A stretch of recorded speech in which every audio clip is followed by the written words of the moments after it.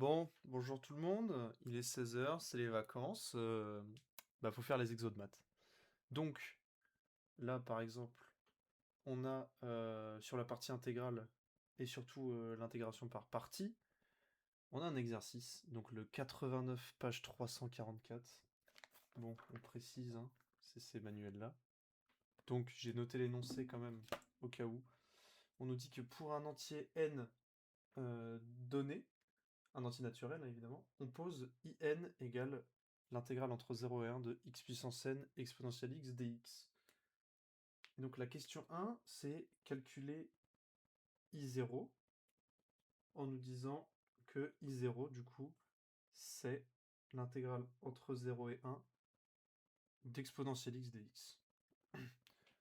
Donc ça, a priori, ça va. C'est-à-dire que on sait que l'intégrale, hop, il faut trouver une primitive d'exponentielle x. Bon, la primitive d'exponentielle x, c'est toujours elle-même, donc entre crochets, toujours entre 1 et 0.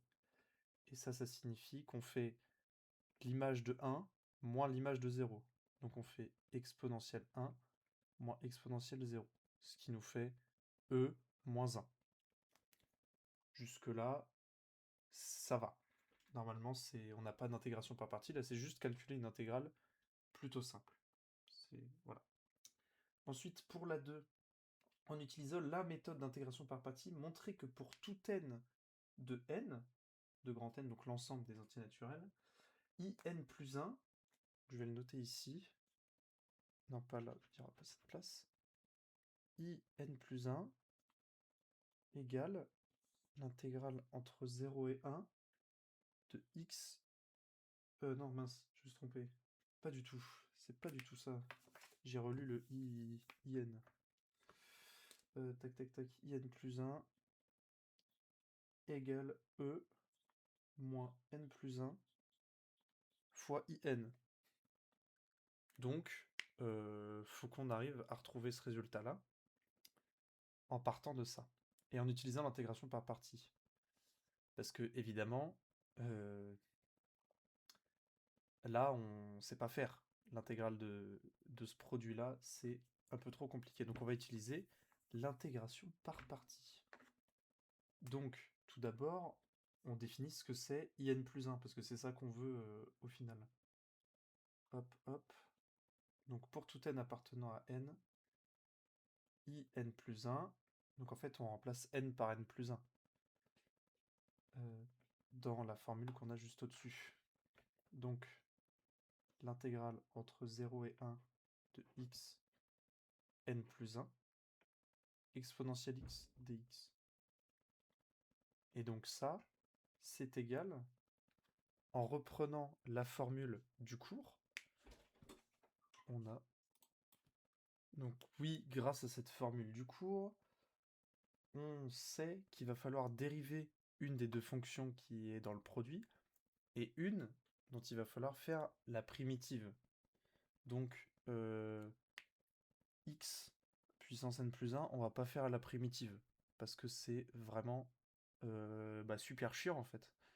Mais par contre, on peut le dériver, ça y a pas de problème. Par exemple, on va essayer, je vais retirer ça. La dérivée de x puissance n plus 1, c'est n plus 1 fois x, n du coup. Donc ça, c'est plutôt simple, ça va.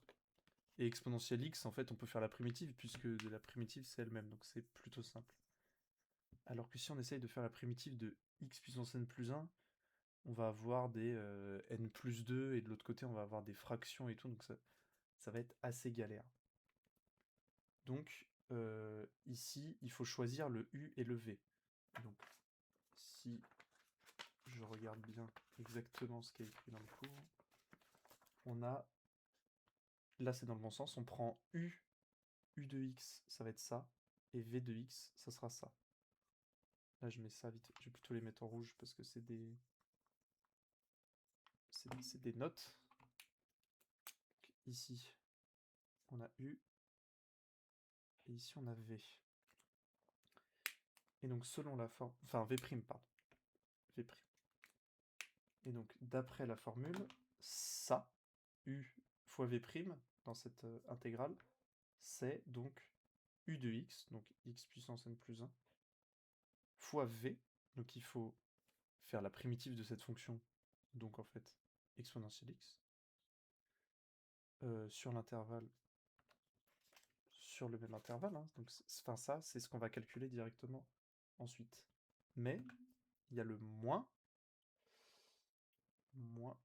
l'intégrale entre 0 et 1 de, du coup, la dérivée de x puissance n plus 1, qui est n plus 1 fois x puissance n, et re fois, mais avec exponentielle x, du coup, on voit pas bien la formule, mais c'est fois v, du coup, juste v et dx, on n'oublie pas.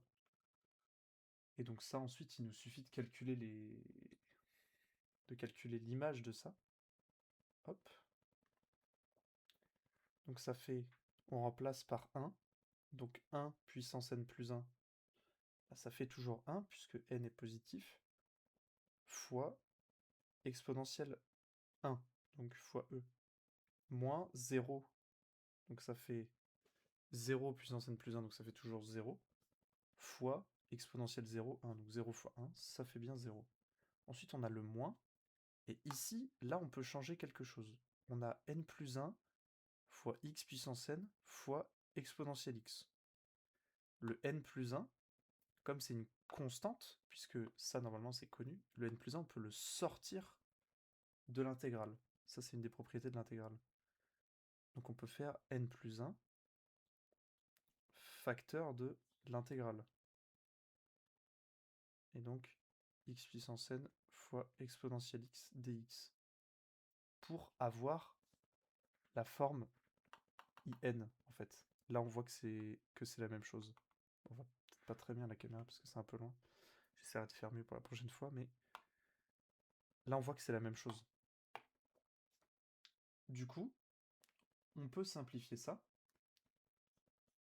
en disant que du coup, c'est in plus 1, puisque depuis tout à l'heure, on écrit que in plus 1, avec des égalités. C'est e moins n plus 1 fois l'intégrale entre 0 et 1 de xn fois ex dx. Hop, je l'ai pas mis à la puissance. Dx. Bon, là, il faut faire attention, les deux se mélangent presque, mais voilà. Et donc ça, c'est égal à e moins, oups, les parenthèses, moins n plus 1 fois in. Hop, in plus 1. Et donc on a déjà fini les deux premières questions en fait. Là, on a bien la formule qu'on voulait dans la question. C'est parfait.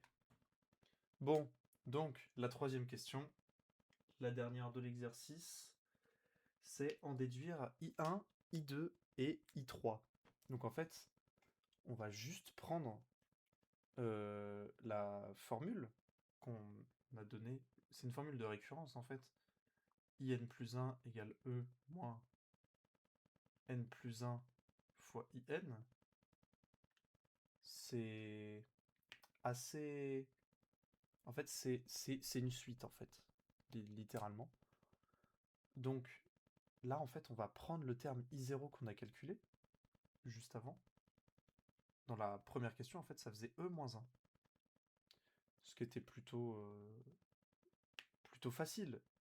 Et là, on va essayer de calculer, du coup, I1, I2, I3. Donc, I1, c'est E moins 2 fois I0. Donc, c'est E moins 2 fois E moins 1, qui est là. I0, tac, tac, tac. Et donc ça, on le développe. Donc là, on a moins 2e. On a E moins 2e, donc ça fait moins E. Moins E, et là, on a plus 2. Donc je vais mettre 2 moins E pour qu'on puisse les développer en vrai. I2, ça va être assez répétitif. Hein. E moins 2 fois I1. Donc ça fait E moins 2 fois 2 moins E. Ce qui nous donne E moins 4 plus 2E. qui fait 3e moins 4. Et I3 égale, encore une fois, E moins 2 I2, ce qui donne E moins 2 3E moins 4, puisqu'on reprend à chaque fois le terme d'avant pour le remettre dans cette parenthèse en fait. Hop, ce qui va nous donner E moins 6E plus 8. Donc ça va faire 8 moins 5E. Et voilà, exercice terminé. On a fait une intégration par partie. On a recalculé une petite intégrale au début et c'est pas mal. C'est parce qu'en fait, il faut apprendre par cœur la formule de l'intégration par partie. Et au final, à force d'en faire, ça devient assez simple. Des bisous à la team.